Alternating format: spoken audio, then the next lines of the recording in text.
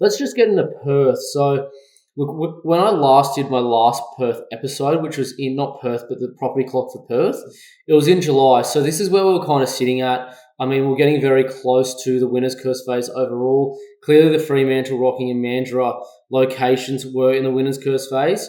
Inner city and south also getting towards that. Joondalup, inner east city beaches area. It's that should say inner west. Pardon me. That area should say was kind of still in the boom phase with more to go.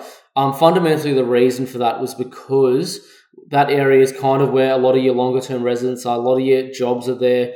I mean, for example, the city, Osborne Park, Joondalup, all really large employment locations. So they're pretty much all between that, all around there. So that's the reason they had more to go.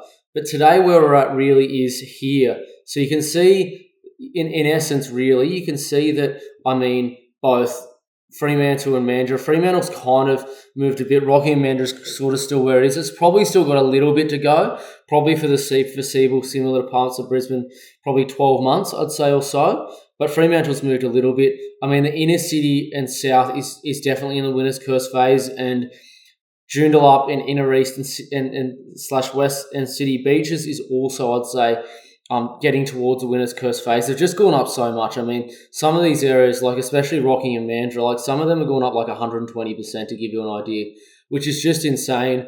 I mean, Joondalup, inner east and city beaches, they'll have more to go. I do expect them, if you look at suburbs that haven't doubled, I do expect pretty much most suburbs there to double by the end of the cycle. So there is still a little bit to go there. Mind you, I should just put an exclamation point in saying this.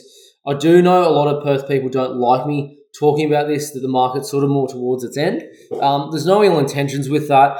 But what I will say as well is, I mean, a lot of these, should I say, Perth markets too, I don't mean it in any bad way, but I mean, there will be some suburbs that will continue to grow here, particularly ones in the older, should I say, estates, more affluent locations are very tightly held by owner-occupiers.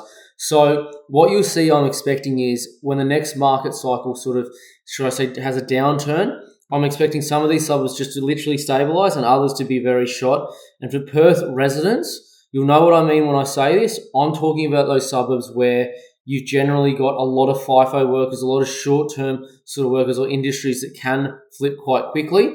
You don't want to be buying these locations. Some are perfectly fine that are around particularly Joondalup and inner east city beaches area. But your exurbs full of these FIFO workers, I'd be quite worried if you're buying there right now. So just avoid them. They are in Rockingham and Mandurah, and there are some in some outer suburbs that I'm not mentioning here as well. So just keep in mind of that. That's Perth anyway.